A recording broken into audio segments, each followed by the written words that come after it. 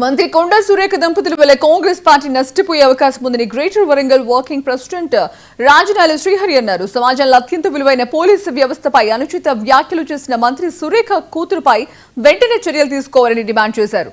వరంగల్ తూర్పు అభివృద్ధికి కృషి చేయకపోవడమే కాకుండా రాష్ట్రంలో ప్రతి ఒక్కరితో వివాదాలకు తెరలేపుతున్నారని మండిపడ్డారు. ఇప్పటికైనా కొండా దంపతులు తమ పద్ధతిని మార్చుకోవాలని, లేదంటే కాంగ్రెస్ పార్టీకి భారీ మూల్యం చెల్లించాల్సి వస్తోందన్నారు శ్రీహరి.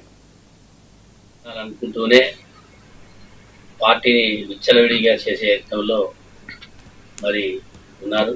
అందులో భాగంగా మొన్న మరి మంత్రివర్యులు శ్రీఖ గారి యొక్క కుమార్తె ఏదైతే పోలీస్ వాళ్ళపైన ఇచ్చిన ఒక స్టేట్మెంట్, మరియు వేమిరెడ్డి రెడ్డి గారిని ఇచ్చిన స్టేట్మెంట్, మరియు కొండలరెడ్డి బ్రదర్స్ మీద సీఎం గారు ఇచ్చిన దాని మీద మేము ఖండించడానికి ఈరోజు సమావేశం ఏర్పాటు జరిగింది.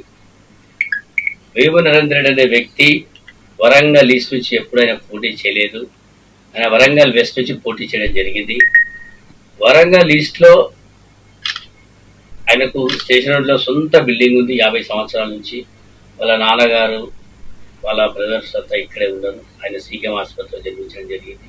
ఆయన అడిగే హక్కు ఆయనకు ఉంది. ఆయనను విమర్శించే స్థాయి ఈమెకు లేదు. ఈ 2 రోజుల నుంచి కాంగ్రెస్ పార్టీ ఖమ్మం జిల్లా నేలకొండపల్లి మండలంలో మాజీ ఎమ్మెల్యే ఉపేందర్ రెడ్డి విస్తృతంగా పర్యటించారు. మండలంలో జరిగిన పలు వివాహ వేడుకలకు హాజరై నూతన వధూవరులను ఆశీర్వదించారు. ఈ సందర్భంగా బీఆర్ఎస్ నాయకులు